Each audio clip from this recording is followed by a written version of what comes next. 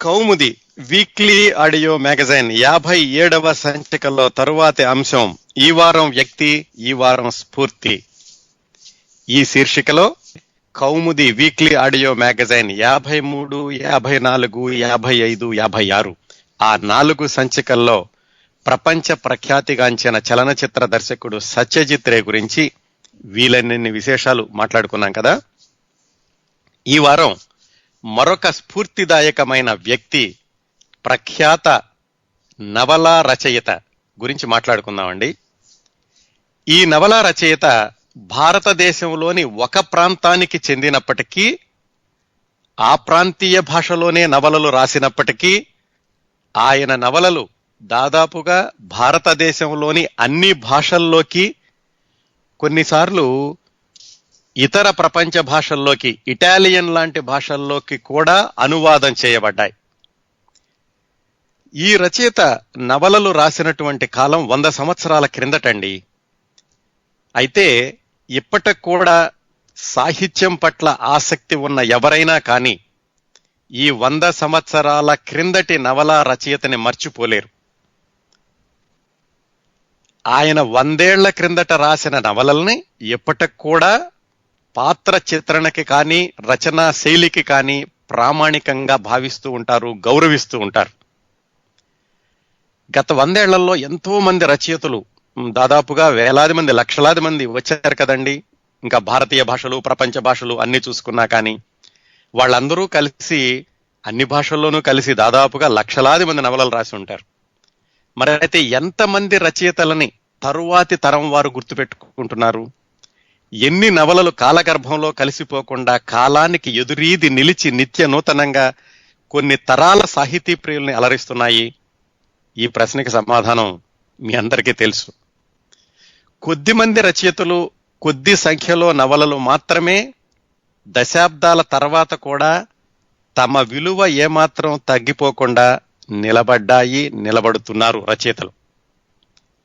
ఇది ఏ భాషలోనైనా సహజమేనండి. కేవలం తెలుగు భాష అనే కాదు, హిందీ అనే కాదు, ఇంగ్లీష్ అనే కాదు, ఎక్కడ చూసుకున్నా కానీ ప్రపంచంలో ఏ భాషలోనైనా కానీ కలకాలం నిలబడే రచనలు చేయాలి అంటే అది చాలా తక్కువ మందికి మాత్రమే సాధ్యపడుతుంది. కలకాలం నిలవడం అంటే ఏమిటండి? మరి ఇప్పుడు 100 సంవత్సరాల క్రిందటి నవలా రచయిత గురించి మాట్లాడుకోబోతున్నాం అంటే ఎక్కువ మందికి ఆయన నవలలు నచ్చి ఉండాలి కదా. ఎక్కువ మంది సాహితీ ప్రియుల్ని కదిలించాలి.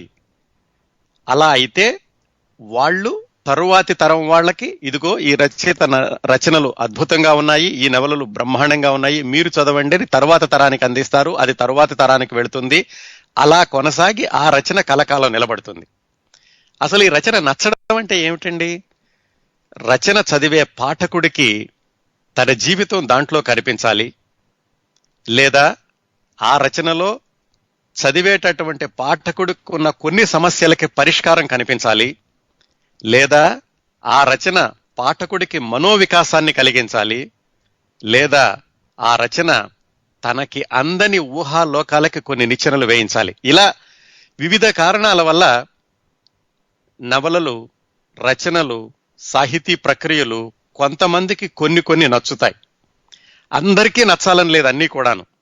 అయితే ఎక్కువ మందికి నచ్చితే అది ఎక్కువ కాలం నిలబడుతుంది. ఈ నచ్చడంలో కూడా ఇంకొక కోణం ఉందండి. ఈ రోజు నాకు నచ్చిన నవల 10 సంవత్సరాల తర్వాత నాకు నచ్చకపోవచ్చు.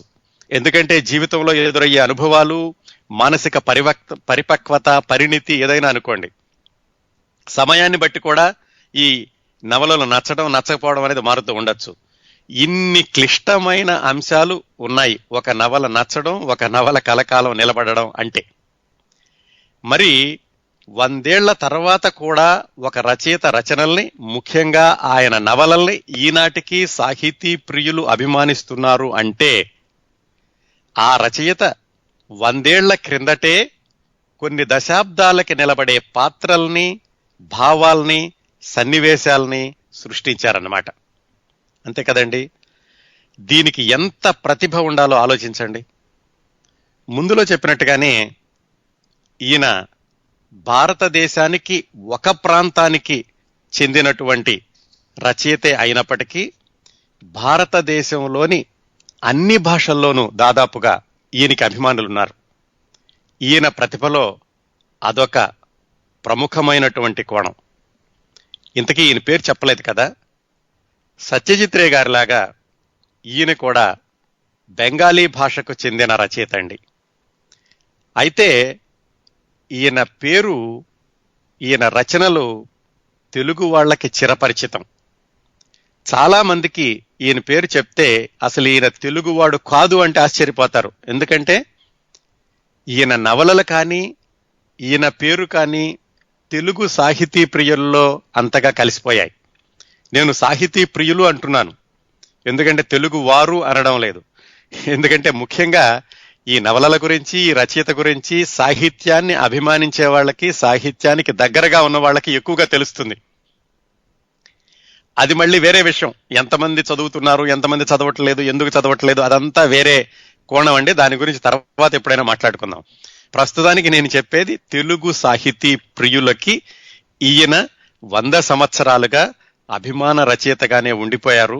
చాలా మందికి ఈయన తెలుగువాడు కాదంటే నిజమా, ఈయన తెలుగువాడే అనుకున్నామే అనుకుంటూ ఉంటారండి. ఆయన పేరు శరత్ చంద్ర చటోపాధ్యాయ. ఆయన్నే శరత్ చంద్రుడు అంటారు, శరత్ చంద్ర అంటారు, ఇంకా ఆత్మీయంగా పిలుచుకునే వాళ్ళు శరత్ బాబు అంటారు. ఈ రచయిత రచనలు, ఈ బెంగాలీ శరత్ చంద్ర చటోపాధ్యాయ రచనలు తెలుగులో అత్యధికంగా అనువాదం చేయబడ్డాయి. అంటే ఎక్కువ మంది రచయితలు ఈయన రచనల్ని అనువాదం చేశారు. ఒక అధ్యయనం ప్రకారం ఈ భారతం, రామాయణం కూడా అంతే కదండి. అంటే రకరకాల రచయితలు రకరకాల కాలాల్లో రకరకాల అన్వయాలతో వ్రాస్తూ ఉంటారు. ఒక పరభాషా రచయితని తెలుగులో ఎక్కువ మంది అనువాదం చేసింది ఈ శరత్ బాబు గారి నవలలే అని ఒక విశ్లేషణ ప్రకారం తెలుస్తుందండి. బెంగాలీ సాహిత్యం నుంచి బంకిం చంద్ర చటోపాధ్యాయ, రవీంద్రనాథ ఠాగూర్, ప్రేమ్ చంద్, పాంచకడి దేవ్, ఇలా చాలా మంది ఉన్నారండి. క్రిందటి వారాల్లోనే మనం మాట్లాడుకున్నాం విభూతి భూషణ్ బంధోపాధ్యాయ, ఆయన నవలనే సత్యజిత్ రే మొట్టమొదటి సినిమాగా తీశారు అని. ఈ విధంగా ఇంతమంది బెంగాలీ రచయితలు ఉన్నప్పటికీ వాళ్ళ సాహిత్యం కూడా తెలుగులోకి అనువాదం అయినప్పటికీ శరత్ బాబుకున్నంత పేరు, శరత్ బాబు గారి నవలలకి తెలుగు వాళ్లలో వచ్చినంత ప్రాచుర్యం మిగతా రచయితలకి రాలేదంటే ఏమాత్రం అతిశయోక్తి లేదండి. అంటే మిగతా బెంగాలీ రచయితలకి. అలాగే 20వ శతాబ్దపు అంటే 1900 తర్వాత వచ్చినటువంటి రచయితల్లో ప్రముఖమైన నవలా రచయిత పేరు చెప్పండి అంటే ఖచ్చితంగా భారతదేశంలోని అన్ని భాషల వాళ్ళు ఒప్పుకునేది శరత్ చంద్ర చటోపాధ్యాయ అత్యుత్తమ నవలా రచయిత అని. ఇంతకీ చేస్తే మరి ఈయన ఎన్ని నవలలు రాశారండి? ఆయన జీవించినటువంటి కాలంలో 61 సంవత్సరాలు జీవించారు. ఆ కాలంలో ఆయన 40-50 మధ్యన మాత్రమే రాశారండి. ఎన్ని రాశారు అనేది కాదు, ఎంతకాలం నిలబడింది అనేది. ఎంతకాలం నిలబడింది అంటే ఆలోచించని, ఇప్పటికి 100 సంవత్సరాలని చెప్తున్నాను. ఇంకా కొన్ని దశాబ్దాలైనా కానీ ఆయన నవలలు సాహితీ ప్రియుల లోగిళ్లలో అలాగే నిలిచిపోతాయి. ఇంకా ఈ 40-50 కాకుండా ఆయన ప్రచురించనివి, అలాగే ఆయన ప్రచురించకుండా ఉండి కాలగర్భంలో కలిసిపోయినవి ఇంకా చాలా ఉన్నాయంటారు. ఎందుకు ప్రచురించలేదు, ఎందుకు అవి కనిపించకుండా పోయినాయి, అది వేరే విషయాలు. అవి మనం కథలో తెలుసుకుందాం. అలాగే శరత్ చంద్ర చటోపాధ్యాయ, శరత్ బాబు రాసినటువంటి నవలలు ఆధారంగా భారతదేశంలోని అన్ని భాషల్లోనూ కలిపి దాదాపుగా 50 సినిమాలు వచ్చాయండి. అన్ని భాషల్లోనూ అంటున్నాను. అంటే ఎక్కడో బెంగాల్లో 100 ఏళ్ల క్రిందట ఒక రచయిత రాసిన రచన దేశంలోని అన్ని ప్రాంతాల వాళ్ళకి ఈ పాత్రలు మావే, ఈ కథ మాదే, ఈ సన్నివేశాలు మానవ నుంచే వెళ్ళినయి అనిపించేలాగా వ్రాయాలి అంటే ఎంత ప్రతిభ ఉండాలో ఆలోచించండి. అందుకే కదా మరి అన్ని భాషల్లో ఈ నవలనే తీసినప్పటికీ అందరూ పాఠకులు, అందరూ ప్రేక్షకులు అభిమానించారు. ఇదంతా ఆయన ప్రతిభ ఎంత గొప్పదో చెప్పడానికి కొన్ని ఉదాహరణలు మాత్రమేనండి. తెలుగులో కూడా మీకు కొన్ని ఉదాహరణలు చెప్పాలంటే దేవదాసు, బాటసారి, తోడుకోడళ్ళు, వాగ్దానం, రామాలయం, ఇంకా చాలా సినిమాలు ఉన్నాయండి శరత్ బాబు గారి నవలలు ఆధారంగా తీసినటువంటి తెలుగు సినిమాలు. ఈ తెలుగులో భారతదేశంలో 50 సినిమాలకి సరిపడా కథలు అందరికీ నచ్చేలా అప్పట్లోనే రాసినటువంటి రచయిత అంటే ఆ రచయిత ఆలోచనలకి ఎంత పదును, దూరదృష్టి, సార్వజనీనకత, యూనివర్సాలిటీ ఉండాలో ఆలోచించండి. ఆ లక్షణాలే శరత్ బాబుని భారత సాహిత్య ప్రపంచంలో చిరంజీవిని చేశాయండి. ఈ ఇన్ని సినిమాలు అని చెప్పుకున్నాం కదా, వీటిలో ఒక్క సినిమా గురించి ప్రత్యేకంగా చెప్పుకోవచ్చండి. ఒక అధ్యయనం ప్రకారం ప్రపంచం మొత్తంలో ఎక్కువ సార్లు సినిమాగా నిర్మించబడిన ఫిక్షన్ స్టోరీ అంటే ఇతిహాసాలు, అలాగే బైబిల్, రామాయణం, భాగవతం ఇలాంటివి పక్కన పెట్టేస్తే ఫిక్షన్ స్టోరీస్ లో ఎక్కువ సార్లు సినిమాగా నిర్మించబడింది సిండ్రెల్లా కథ అంటారండి. దాని తర్వాత ద్వితీయ స్థానంలో నిలిచేది దేవదాస్.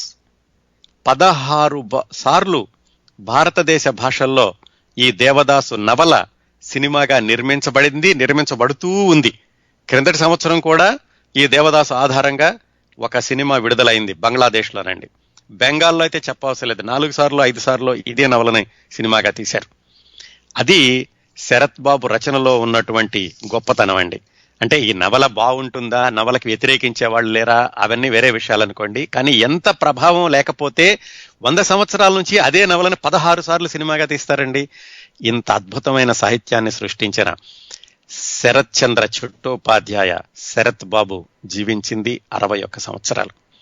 ఈ 61 సంవత్సరాల్లో 30 సంవత్సరాల పాటు దుర్భరమైనటువంటి దారిద్ర్యం, భయంకరమైనటువంటి కష్టాలు, మనిషి జీవితంలో ఎదిగేటటువంటి సమయంలో, భావాలు స్థిరపడే సమయంలో, మానసిక వికాసం జరిగేటటువంటి సంవత్సరాల్లో అంటే 16, 25 ఆ సంవత్సరాల్లో ఆయన ఎన్నో కష్టాలు ఎదుర్కొన్నారండి. చలంగారు చెప్తారు ఒక చోట, ఏమనంటే జీవిత రథచక్రాల కింద పడి నలిగితే కానీ చక్కటి రచన రాదు అని. శరత్ చంద్ర చట్టోపాధ్యాయ నిజంగా అదే చేశాడండి. ఆయన జీవిత రథచక్రాల కింద పడి నలిగాడు. అందుకనే ఆ తర్వాత రోజుల్లో అంత అద్భుతమైన సాహిత్యం వచ్చిందేమో అనిపిస్తూ ఉంటుంది. 30 సంవత్సరాలు దుర్భరమైనటువంటి కష్టాలు, ఆ తర్వాత 10 సంవత్సరాలు ఒక మాదిరి కష్టాలు, దాదాపు 40 సంవత్సరాల వరకు ఆయన జీవితం స్థిరపడలేదు అని చెప్పుకోవచ్చండి. ఆ చిట్ట చివరి 20 సంవత్సరాలు మాత్రం రచయితగా అత్యున్నతమైన గౌరవాన్ని పొందారు. ఆయన చదువుకుంది ఏమిటో తెలుసా అండి? కేవలం ఇంటర్మీడియట్. అది కూడా పరీక్ష రాయడానికి డబ్బులు లేక ఇంటర్మీడియట్ పరీక్షలు కూడా రాయలేదు ఆయన. ఇన్ని కష్టాలకు కారణం ఏమిటి? వాళ్ళ నాన్నగారు ప్రతిభ ఉన్నప్పటికీ, అర్హత ఉన్నప్పటికీ చాలా ఉదాసీనంగా ఉండడం, ఉద్యోగం ఏమీ కుదురుగా చేయకపోవడం, పెద్ద కుటుంబం, ఎప్పుడూ ఎవరో ఒకళ్ళ మీద ఆధారపడి ఉండాల్సినటువంటి పరిస్థితులు, తాతగారి దగ్గర, మేనమామల దగ్గర అలాంటి పరిస్థితులు. ఇలా గడిచిందండి శరత్ బాబు గారి బాల్యం. ఇంటర్మీడియట్ పరీక్ష రాయడానికి డబ్బులు లేక మానేశాక అక్కడి నుంచి ఆయన జీవన పోరాటం, చిన్నా చిత్తగా ఉద్యోగాలు, కొన్నాళ్ళు సన్యాసుల్లో కూడా కలిసిపోయారు. సన్యాసుల్లో వెళ్ళి ఒక 4-5 సంవత్సరాలు ఎక్కడెక్కడో తిరిగారు. ఇన్ని దశలు దాటుకుని ఆయన 30 సంవత్సరాల వయసులో భారతదేశం నుంచి అంటే కలకత్తా నుంచి బర్మా వెళ్ళి అక్కడ ఒక 15 సంవత్సరాలుండి అక్కడ కూడా కష్టాలు పడి అక్కడ ఉద్యోగాలు చేసి ఆ బర్మాలో ఉండగానే నవలలు రాయడం, బెంగాలీ భాషలో ప్రచురించడం చేశారు. ఇన్ని మలుపులున్నాయండి శరత్ చంద్ర చట్టోపాధ్యాయ నవలా రచయిత శరత్ బాబు గారి జీవితంలో. ఇంకో విచిత్రం ఏమిటంటే ఆయన 15, 16 సుమారుగా ఆ వయసులోనే రచనలు చేయడం మొదలు పెట్టారు. కాకపోతే ఏమిటంటే రవీంద్రనాథ్ ఠాగూర్ లాగా చక్కటి నవలలు, అద్భుతమైనటువంటి రచనలు చేస్తేనే ప్రచురిస్తాను, లేకపోతే ప్రచురించను అని ఆయనంతటా ఆయన ఒక నిర్ణయం తీసుకోవడంతో దాదాపుగా 30 సంవత్సరాల వయసు వచ్చే వరకు ఆయన రచన ఒక్కటి కూడా ప్రచురించబడలేదండి. అది ఇంకొక విచిత్రం. అంటే ఆయన దాదాపుగా 15 సంవత్సరాల పాటు ఆయన రాసినన్ని ఆయన దగ్గరే ఉంచుకున్నారు. వీటన్నిటిలోకి పెద్ద ఉదాహరణ దేవదాసు నవల. ఆయన 25 వయసులో దేవదాసు నవల రాస్తే 41 సంవత్సరాల వయసులో అది మొట్టమొదటిసారిగా పబ్లిష్ అయింది. అంటే 16 సంవత్సరాల పాటు అది పాత పెట్టెలో పడి మగ్గిపోయింది. ఆ దేవదాసే ఇదిగో 100 సంవత్సరాల తర్వాత కూడా 16 సార్లు సినిమాగా నిర్మించబడిందండి. ఆయన నవలలంటే ఆయన నవలల్లో ఎంత ఆసక్తికరమైన మలుపులు ఉంటాయో శరత్చంద్ర చట్టోపాధ్యాయ గారి నిజ జీవితంలో కూడా కష్టాలున్నాయి, కన్నీళ్లున్నాయి. వాటన్నింటికీ మించి ఆయనలోని సృజనాత్మకత, అలాగే తాను జీవితంలో చూసినట్టు సన్నివేశాలకి, తాను కలిసిమెలిసి తిరిగినటువంటి వ్యక్తులని కథారూపంలో వాళ్ళని ఇమడ్చటం అనేటటువంటి ఒక ప్రత్యేకమైన నేర్పు, ఇది శరత్ బాబు గారి సొంతం. 40 సంవత్సరాల వరకు ఆయన ఎన్ని ఇబ్బందులు ఎదుర్కొన్నా కానీ ఆ చివరి 20 సంవత్సరాలు మాత్రం రచయితగా అత్యున్నతంగా గౌరవించబడ్డారండి. ఇంతకీ ఇన్ని చెప్పుకున్నాం కదా, 100 సంవత్సరాల తర్వాత కూడా ఇలా నిలుస్తోంది. అలాగే ఆయన నవలలు ఎన్ని సినిమాలుగా వచ్చినాయి, ఇప్పటికి కూడా ఆయన్ని సాహితీ ప్రియులందరూ గౌరవిస్తారు. ఇంతకీ ఏముంది ఆయన రాసినటువంటి నవలల్లో ఏముంది అంటే, ఆ నవలల్లో జీవితం ఉందండి. నేల మీద నడిచే జీవితం ఉంది. ఆనాటి సమాజంలో నిస్సహాయంగా రోధించిన స్త్రీల ఆర్తనాదాలున్నాయి. స్త్రీ హృదయాన్ని ఆయన చిత్రించినంత ప్రతిభావంతంగా ఏ కొద్ది మంది రచయితలు మాత్రమే చిత్రించగలిగారు అనడంలో ఏమాత్రం అతిశయోక్తి లేదు. తెలుగులో చలంగారు మీ అందరికీ తెలుసు కదా, ప్రఖ్యాత రచయిత. ఆయన ఆ రోజుల్లో అంటే శరత్ బాబు గారికి సమాంతరంగా రాశారు. శరత్ బాబు గారు బెంగాలీలో నవలలు రాస్తుంటే చలంగారు తెలుగులో నవలలు, కథలు అన్ని రాశారు. వీటిలో ఒక సామ్యం, ఒక పోలిక ఏమిటంటే వీళ్ళిద్దరు రచనలకి చలంగారు స్త్రీకి స్వాతంత్ర్యం కావాలి, స్త్రీ భావాలకి స్వేచ్ఛ కావాలి, స్త్రీ యాంత్రికత ఉన్నది కాదు, ఆవిడ మెదడుకి అభ్యాసం కావాలి, ఆవిడ శరీరానికి అభ్యాసం కావాలి, ఇలా రాస్తూ ఆయన సమాజం మీద ఒక విధమైన తిరుగుబాటు చేశారు. శరత్ బాబు గారు ఏం చేశారంటే స్త్రీల యొక్క హృదయాలని ఎక్స్రే తీసి చూపిస్తూ చదివేటటువంటి పాఠకుల హృదయాల్లో ప్రకంపనలు సృష్టించారు. శరత్ బాబు సంఘ దౌష్ట్యాన్ని ఖండించాడు, కానీ సంఘం మీద దాడి చేయలేదు. చలంగారు సంఘం మీద దాడి చేశారు, ఆడవాళ్ల తరఫున నిలబడి. శరత్ బాబు గారు పతితులు, భ్రష్టులు, బాధాసర్పదష్టుల గురించి రాశారు. ముఖ్యంగా శరత్ బాబు గారి నవలల్లో ఎక్కువగా కనిపించేది ఏమిటంటే, సంఘం దృష్టిలో చెడ్డవాళ్ళు అనే వాళ్లల్లో కూడా మంచిని చూడండి. ఏ వ్యక్తి, ఏ స్త్రీ, ఏ పురుషుడు పరిపూర్ణంగా చెడ్డవాళ్లు అయ్యి ఉండరు అని ఆయన అంతర్గతంగా అన్ని పాత్రల ద్వారా చెప్పించారండి. వేశ్యల గురించి, వేశ్య లోలుల గురించి రాశారు, కానీ ఆయన ఎక్కడా కూడా అశ్లీలం అనేది రాయలేదు. ఆయన నవలల్లో పురుష పాత్రల కంటే కూడా స్త్రీ పాత్రలు ఎంతో ఉన్నతంగా కనిపిస్తూ ఉంటాయి. స్త్రీ పాత్రలన్నీ కూడా అనురాగమూర్తులుగా, అభిమానధనులుగా చిత్రీకరించారండి. ఎన్ని కష్టాలు వచ్చినా జీవితంలో తన అభిమానాన్ని మాత్రం పోగొట్టుకోరు శరత్ బాబు నవలల్లోని స్త్రీ పాత్రలు. అందుకే భారతీయ సాహిత్యంలో స్త్రీ పాత్రలు అన్నటువంటి ప్రసక్తి వస్తే తప్పనిసరిగా శరత్ బాబు నవలల్లోని ప్రతి స్త్రీ పాత్ర గురించి సాహితీ ప్రియులు విశ్లేషిస్తూ ఉంటారండి. ఇప్పటికి కూడా ఎన్ని వ్యాసాలు వచ్చినాయో లెక్కలేదు శరత్ బాబు గారి స్త్రీ పాత్రల గురించి. ఈయన గురించి రాస్తూ గొర్రెపాటి వెంకట సుబ్బయ్య గారని ఒక చరిత్రకారుడు, ఆయన ఏమన్నారంటే, చరిత్రహీనుల్ని చరితార్థుల్ని చేసిన మహారచయిత శరత్ బాబు. జీవితంలోని హాలాహలం నుంచి అమృతపు సోనలు కురిపించిన అపర భవభూతి శరత్చంద్రుడు. పాఠకుల కరుణాంతరంగంలో ఆలోచనల కల్లోలం కలిగించిన రచయిత శరత్ బాబు. ఇదండి శరత్చంద్ర చట్టోపాధ్యాయ గురించినటువంటి ఉపోద్ఘాతం, ఆయన గొప్పతనం. ఇంతటి ప్రతిభావంతుడి జీవితం గురించి మనం బాల్యం నుంచి మొదలుపెట్టి ప్రతి చిన్న సన్నివేశాన్ని, మనకు తెలిసిన విషయాలన్నీ కూడా కౌముది వీక్లీ ఆడియో మ్యాగజైన్ ప్రస్తుత సంచిక అంటే 57వ సంచికలను, బహుశా వచ్చే సంచికలను కూడా శరత్ బాబు గారి జీవిత విశేషాలు, ఆయన ఒక్కొక్క నవల వ్రాయడం వెనకాలన్నటువంటి నేపథ్యం, ఇలాంటి విశేషాలన్నీ మాట్లాడుకుందామండి. శరత్చంద్ర చట్టోపాధ్యాయ శరత్ బాబు జీవితాన్ని ఒకసారి స్థూలంగా చూస్తేనండి, ఆయన 1876లో పుట్టారు. కలకత్తా దగ్గర హుగ్లీ జిల్లాలో దేవానందపురం అని ఒక చిన్న ఊళ్ళో పుట్టారు. మొట్టమొదటి 7 సంవత్సరాలు ఆ ఊళ్ళోనే గడిచింది ఆయన బాల్యం. ఇంకా కష్టాలు అంటే ఏమిటో పెద్దగా తెలియనటువంటి వయసు, అల్లరి చిల్లర పనులతోటి అలాంటి బాల్యాన్ని గడిపారు. 7 సంవత్సరాల తర్వాత, అంటే ఆయనకి 7 సంవత్సరాలు నిండినటువంటి రోజుల్లో 1883 ప్రాంతాల్లో బీహారులో భాగల్పూర్ అని వాళ్ళ అమ్మమ్మ గారి ఊరు, అక్కడికి వెళ్లారు. అక్కడ 20 సంవత్సరాలు ఉన్నారు. అంటే దాదాపుగా ఆయనకి 27 సంవత్సరాల వయసు వచ్చే వరకు భాగల్పూర్లో ఉన్నారు. అక్కడ ఆయన జీవితంలో నిజమైన కష్టాలంటే ఏమిటో చూశారు. ఆ 27 సంవత్సరాల తర్వాత 1903లో ఆయన బర్మా వెళ్లారు. బర్మా వెళ్లి అక్కడ దాదాపుగా 14 సంవత్సరాలు ఉన్నారండి. ఉండి ఆయనకి 40 సంవత్సరాల వయసులో మళ్లీ కలకత్తాకి తిరిగి వచ్చారు. అప్పటికీ రచయితగా ఆయన పేరు తెచ్చుకున్నారు. అందరూ ఆయన్ని గుర్తుపట్టే దశ, అలాగే ఆయన నవలలకి అత్యద్భుతమైన పేరు వచ్చింది 40 సంవత్సరాలకి. అక్కడి నుంచి 20 సంవత్సరాల పాటు కలకత్తాలోనే జీవించారు. అద్భుతమైనటువంటి నవలల్ని వ్రాశారు. 1938లో ఆయన చనిపోయారు. స్థూలంగా ఇదండి శరత్ బాబు గారి జీవితం. ఇంకా వివరాల్లోకి వెళితే 1876లో పుట్టారనుకున్నాం కదా. ఇంకా అంతకు ముందు అంటే 1810, 1800 అంటే దాదాపుగా 200 సంవత్సరాల వెనక్కి వెళ్లి భారతదేశంలోని సమాజాన్ని ఒకసారి గుర్తు తెచ్చుకున్నట్లయితే ఏ రాష్ట్రంలో అయినా కానీ, ఏ ప్రాంతంలో అయినా కానీ జమీందారులు ఎక్కువగా ఉండేవాళ్ళు. బెంగాల్లో కూడా దీనికి ఏమాత్రం విరుద్ధం కాదు.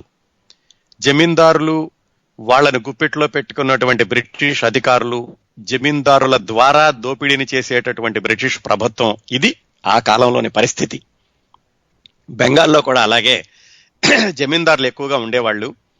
ఆ పల్లె ప్రజల్ని ఎక్కువగా పీడిస్తూ ఉండేవాళ్ళు. అలాంటి సందర్భంలో శరత్ బాబు గారి తాతగారు, అంటే శరత్ బాబు గారి నాన్నగారు ఈ పీడిత ప్రజల పక్షాన నిలబడి జమీందారుల్ని ఎదిరించేటటువంటి ఉద్యమాలని కొనసాగిస్తూ ఉండేవాడు. అలాంటి రోజుల్లో ఆయన్ని, అంటే శరత్ బాబు గారి తాతగారిని బ్రిటిష్ ప్రభుత్వం కానీ, జమీందారులు కానీ ఎవరో ఎదుర్కొని ఆయన్ని తల నరికేసేసి గంగా నదిలో పారేశారు ఆయన శవాన్ని.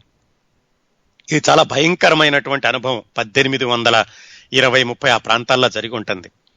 అప్పట్లో ఆ విషయం జరిగాక శరత్ బాబు గారి నాయనమ్మ గారు ఇంకా అక్కడ ఉండడానికి భయం వేసి వాళ్ళ అబ్బాయిని, అంటే శరత్ బాబు వాళ్ళ నాన్నగారిని, ఆయన పేరు మోతీలాల్, ఆయన్ని తీసుకుని హుగ్లీ జిల్లాలో దేవానందపురం అనే ఊళ్ళో ఆవిడకి దూరపు బంధువులుంటే అక్కడ వదిలేసి, మా అబ్బాయిని జాగ్రత్తగా చూసుకోండి, ఇలాగా వీళ్ళ నాన్నగారిని ఇంత భయంకరంగా చంపేశారు జమీందారులు అని వాళ్ళ నాయనమ్మ గారు శరత్ బాబు గారి నాన్నగారు మోతీలాల్ని దేవానందపురంలో వదిలేశారు.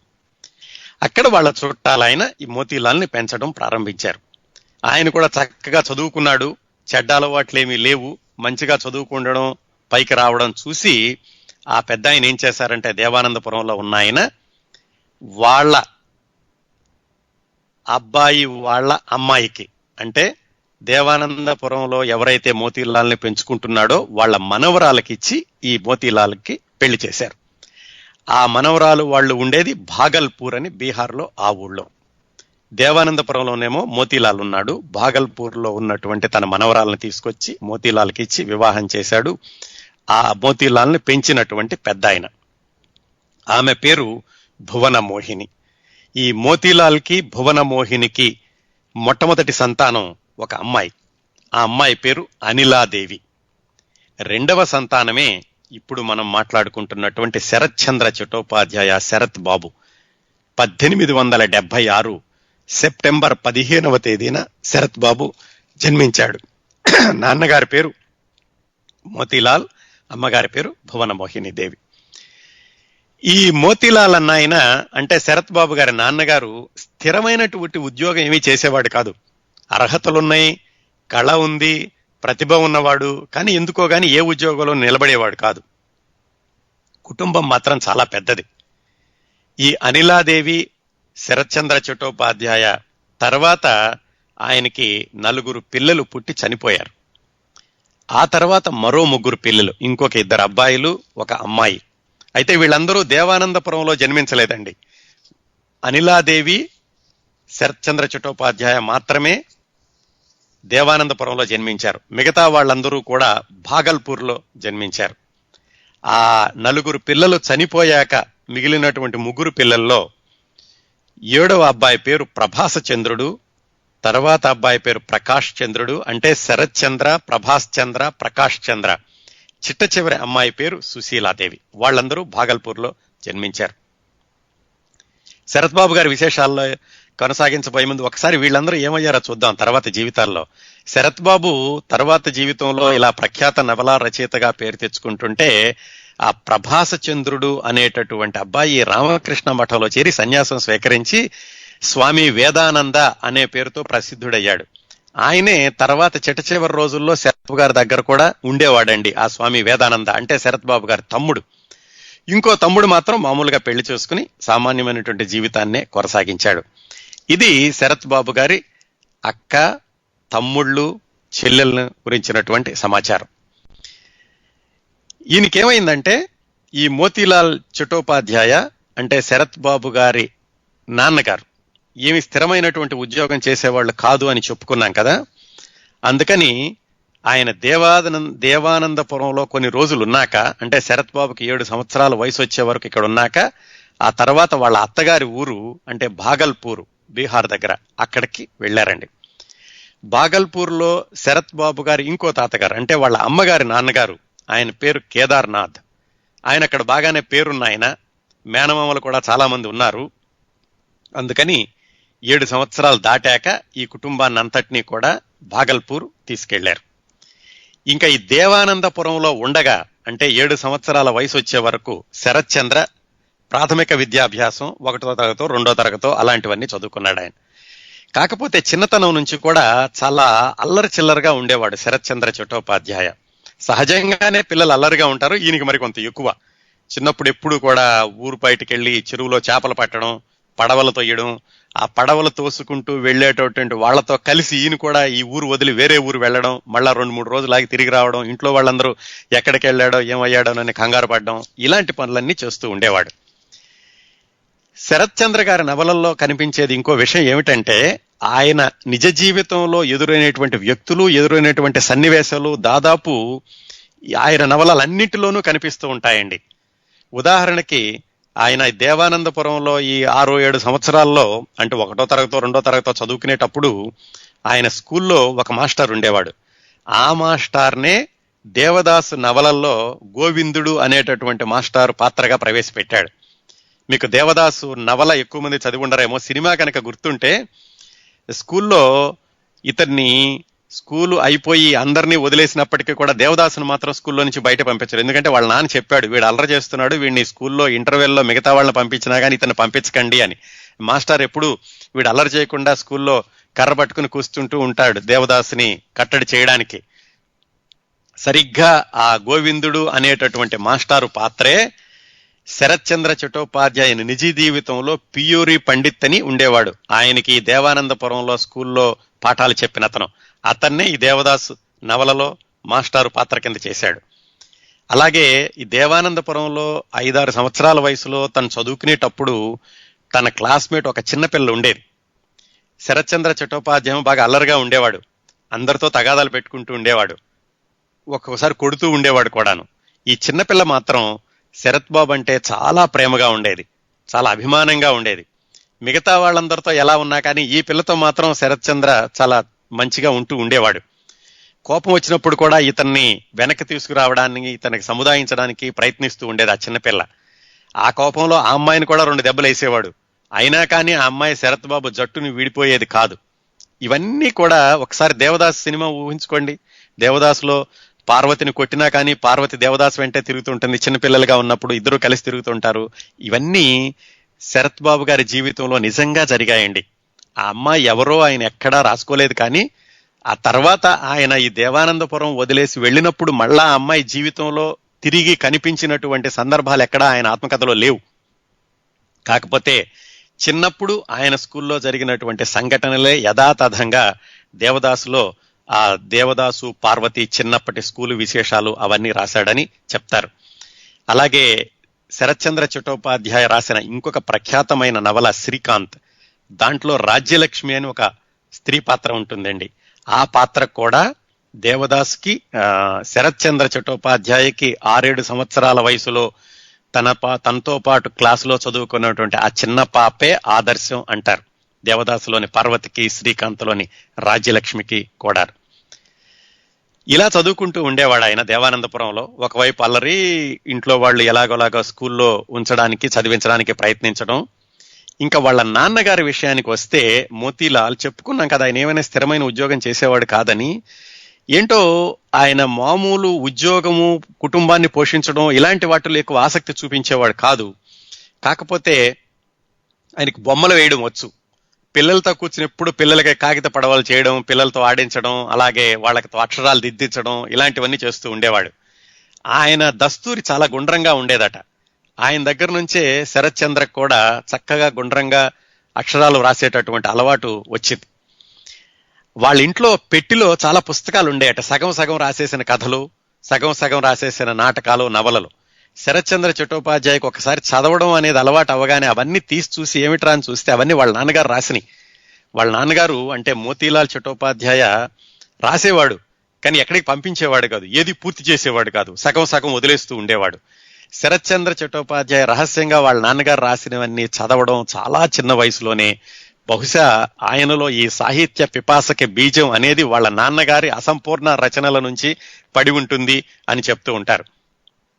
ఆయన ఏవో ఉద్యోగం చేస్తూ ఉండేవాడు, మధ్యలో మానేస్తూ ఉండేవాడు. జైల్లో 25 రూపాయలకి చిన్న ఉద్యోగం ఏదో చేస్తూ ఉండగా అది కూడా పోయిద్ది.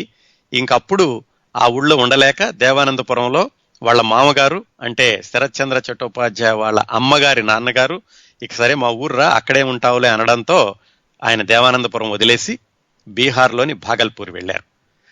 ఆ భాగల్పూర్లో శరత్ చంద్ర చట్టోపాధ్యాయ గారి మేనమామల 4-5 ఉండేవాళ్ళు. ఉమ్మడి కుటుంబం, చాలా పెద్ద కుటుంబం. సర్లే మన దగ్గరుంటే ఏదో ఒకటి చూపిద్దాం అన్నట్టుగా వీళ్ళని అక్కడికి తీసుకెళ్లారు.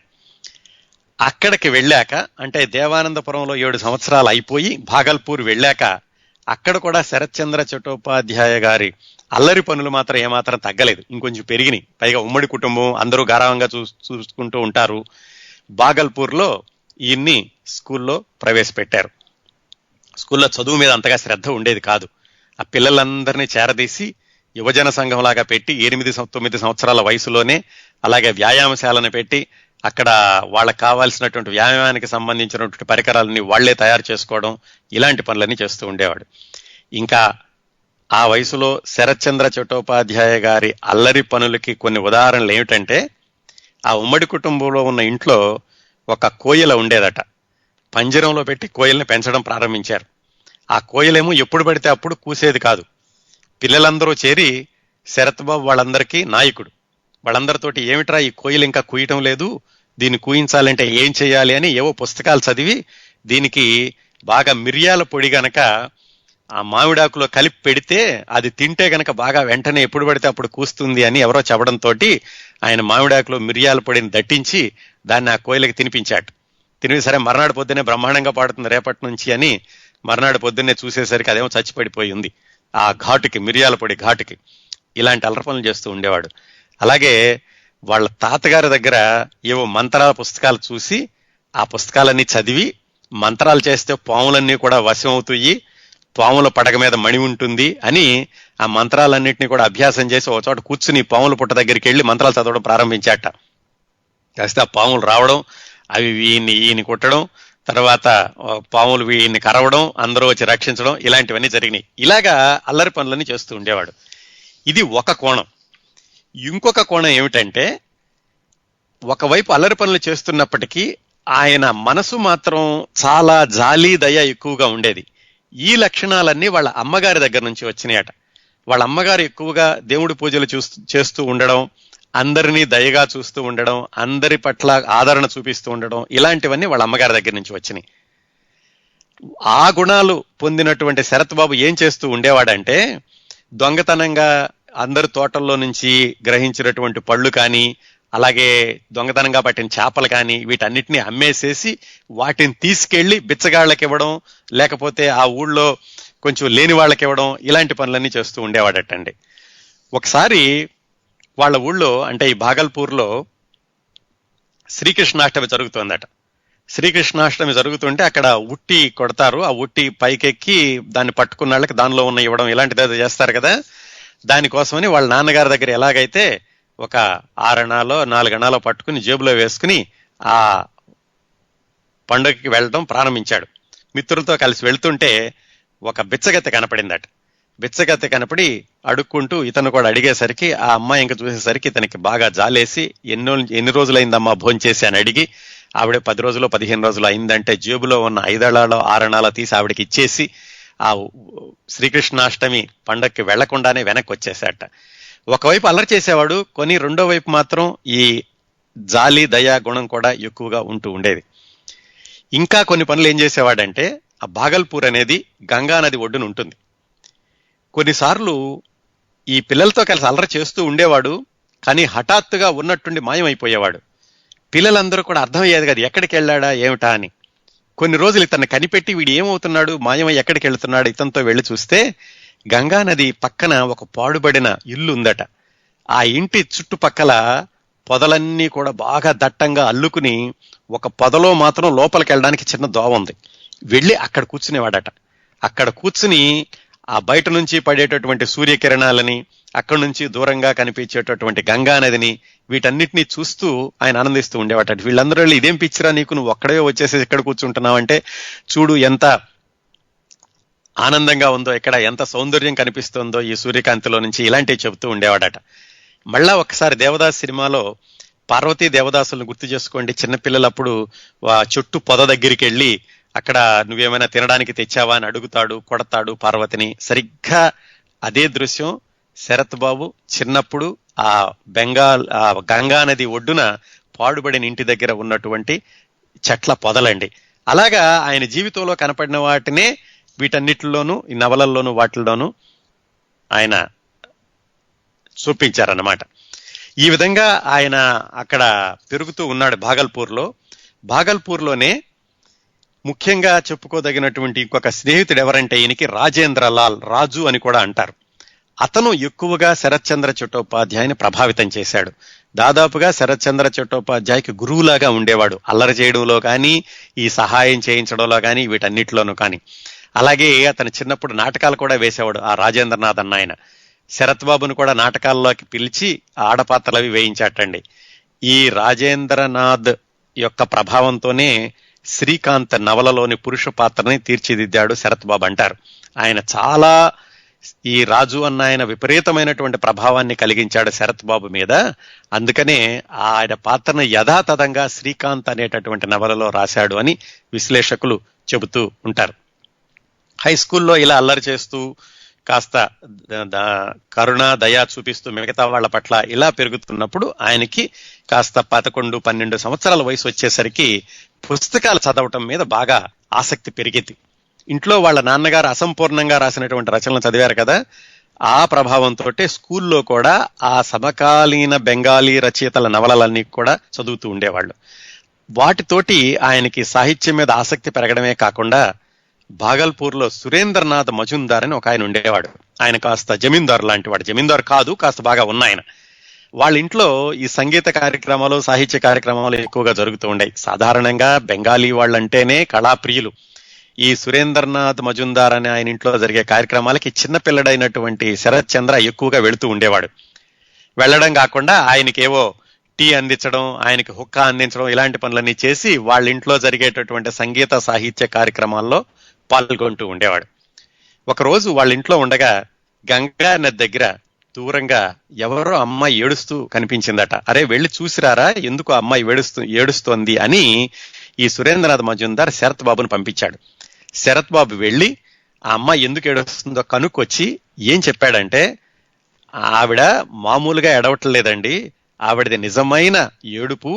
ఆమె భర్త గుడ్డివాడు, ఏదో ఇళ్లలో పనిచేసి భర్తను కూడా పోషించుకుంటోంది, ఆ భర్త చనిపోయాడు, అందుకని ఆవిడ దుఃఖంలో ఉంది.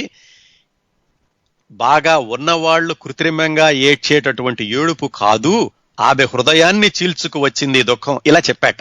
ఇలా చెప్పేటట్టుగా అతను ఆశ్చర్యపోయాట. వీడికి తీరా చూస్తే 13 ఏళ్ల వయసు లేదు, ఇంత చక్కటి పదాలతోటి ఇంత అద్భుతంగా వర్ణిస్తున్నాడు, ఆ అమ్మాయి హృదయాన్ని కూడా చూసినట్టుగా చెప్తున్నాడు, వీడు భవిష్యత్తులో మామూలు మనిషి కాదు, ఏదో గొప్ప రచయిత అవుతాడని ఆ సురేంద్రనాథ్ మజుందార్ చెప్పాట. అంటే చిన్న వయసు నుంచే కూడా ఇలాంటివన్నీ కూడా భావాలన్నీ మనసులో ఎలా పెంపొందుకుంటూ వస్తాయి అనడానికి కొన్ని ఉదాహరణలండి శరత్ బాబు గారి జీవితంలోను. ఇలా ఆయనకి 12-13 సంవత్సరాల వయసు వచ్చింది. వచ్చాక మధ్యలో ఏమైందంటే మళ్ళీ వీళ్ళ నాన్నగారు ఇక్కడ కూడా ఏం ఉద్యోగం చేసేవాడు కాదు. ఏవో శిల్పాలు చెక్కుతూ ఉండేవాడు, బొమ్మలేస్తూ ఉండేవాడు. ఊళ్ళో వాళ్ళందరూ పెద్దగా గౌరవించేవాళ్ళు కాదు. ఆయన ఏమీ ఉద్యోగం లేకుండా ఉండేసరికి వాళ్ళ అత్తగారితోటి తగాదా పెట్టుకుని మళ్ళా 2-3 సంవత్సరాలు ఆయన వెనక్కి వెళ్లి దేవానందపురంలో మళ్ళా 2-3 సంవత్సరాలు ఉన్నారు. అంటే శరత్ చంద్ర కూడా భాగల్పూర్ నుంచి మళ్ళా వెనక్కి దేవానందపురం వెళ్ళి అక్కడ 2-3 సంవత్సరాలు ఉన్నారు. ఈసారి ఏమైంది, దేవానందపురం వెళ్లేసరికి ఈయన కొంచెం సీనియర్ కదా, అలాగే భాగల్పూర్ లో వాళ్ళ మిత్రుడు రాజు వీళ్ళందరి దగ్గర కూడా ఈయన అనుభవాలు సేకరించుకునేలాడు. ఇప్పుడు దేవానందపురంలో పిల్లలందరికీ కూడా ఈయన లీడర్ లాగా ఉండేవాడు. అప్పుడే ఆయన బాగా జుట్టు పెంచుకునేవాడట. ఏమిటి అంటే రవీంద్రనాథ్ ఠాగూర్ లాగా నేను కూడా గొప్ప రచయితను అవుతాను ఎప్పటికైనాను, నేను అందుకని చెప్పి జుట్టు పెట్టుకుంటున్నాను అని చెప్తూ ఉండేవాడట. కానీ అక్కడ కూడా ఎక్కువ రోజులు లేరు. మళ్ళీ దేవానందపురం నుంచి భాగల్పూర్ వచ్చేశారు. ఈసారి వచ్చేసరికి ఏమైందంటే ఈయనకి 17-18 సంవత్సరాల వయసు. అప్పటికి హై స్కూల్ అయిపోయి ఇంటర్మీడియట్ లో చేరాల్సినటువంటి సమయం. ఇదండి శరత్ బాబు గారికి దాదాపు 17-18 సంవత్సరాల వయసు వచ్చే వరకు జరిగినటువంటి సంఘటనలు. 7 సంవత్సరాల వరకు దేవానందపురంలో అల్లరి చిల్లరగా స్కూల్లో చదువుకున్నారు. ఒక అమ్మాయి ఆయనకి స్నేహితురాలుగా ఉండేది. తర్వాత ఏమైందో తెలియదు, కానీ ఆ అమ్మాయి ప్రభావంతోటే దేవదాసు నవలలో పార్వతి, చిన్నప్పటి పార్వతి పాత్రను చిత్రీకరించాడని చెప్తూ ఉంటారు. ఆ తర్వాత భాగల్పూర్లో కూడా ఒకవైపు అల్లరి చేస్తూ, ఇంకోవైపు పుస్తకాలు చదువుకుంటూ, ఇంకోవైపు సంగీతం సాహిత్యం పట్ల ఆసక్తి పెంచుకుంటూ పెరిగారు. మధ్యలో 2 సంవత్సరాలు దేవానందపురం వెళ్ళి మళ్ళీ భాగల్పూర్ వచ్చారు. ఇప్పుడు ఆయన వయసు 17-18 సంవత్సరాలు. భాగల్పూర్లో ఇంటర్మీడియట్ లో చేరడానికి సిద్ధంగా ఉన్నారు. ఇంతవరకు కూడా ఉమ్మడి కుటుంబంలో మేనమామల సంరక్షణలో ఉండడమే కానీ ఆయనకంటూ ఒక స్వాతంత్ర్యం, ఒక అమ్మా నాన్న తనకిచ్చినటువంటి కొన్ని, అలాగే అమ్మా నాన్నతో కలిసి ఎక్కడికైనా వెళ్ళడం, ఇలాంటివేమీ లేవు. ఇవన్నీ కూడా ఆయన నవలల్లో ప్రతిబింబితం అవుతూ ఉంటాయండి. ఈ శరత్ బాబు గారి జీవితాన్ని ఒకసారి తెలుసుకున్నాక ఆయన నవలలు చదివితే మీకు అర్థమవుతుంది, ఆయన నవలలో ఈ సందర్భం, ఈ మనుషులు బహుశా ఇందువల్ల రాసి ఉంటారు, ఆయన జీవితంలో ఇలాంటి సంఘటనలు, ఇలాంటి అనుభవాలు ఎదురైనాయి కాబట్టి అవే నవలలో ఇలా వచ్చి ఉంటాయి అనేది మనకి స్పష్టంగా తెలుస్తూ ఉంటుంది. ఇంకా ఈయన ఇంటర్మీడియట్ లో చేరిన దగ్గర నుంచి ఈయన జీవితం వేగంగా మలుపులు తిరగడం ప్రారంభించింది. అవన్నీ కష్టాలేనండి. ఈ 17 సంవత్సరాల నుంచి ఇంకో 13 సంవత్సరాల పాటు రకరకాలైనటువంటి కష్టాలు, ఇబ్బందులు, కన్నీళ్లు ఎదుర్కొన్నారు. ఇంట్లో నుంచి వెళ్ళిపోయారు, మళ్ళీ వచ్చారు, తల్లి చనిపోవడం, తండ్రి చనిపోవడం, ఇలాంటివన్నీ జరిగినాయి. ఈ విశేషాలన్నీ వచ్చే వారం మాట్లాడుకుందాం. ఇంటర్మీడియట్ తర్వాత ఆయన బర్మా వెళ్ళడం, అక్కడి నుంచి వివాహం, మళ్ళీ వెనక్కి రావడం, రచయితగా పేరు తెచ్చుకోవడం, ముఖ్యంగా దేవదాసు నవల ఇన్ని సినిమాలుగా రూపుదిద్దుకోవడం వెనకాల ఉన్నటువంటి కథనం, అలాగే శరత్ బాబు గారి నవలలు తెలుగులోకి అనువాదం చేసినటువంటి కొంతమంది రచయితల గురించి ఈ విశేషాలన్నీ కౌముది వీక్లీ ఆడియో మ్యాగజైన్ 58వ సంచికలో వచ్చే శనివారం మాట్లాడుకుందాం.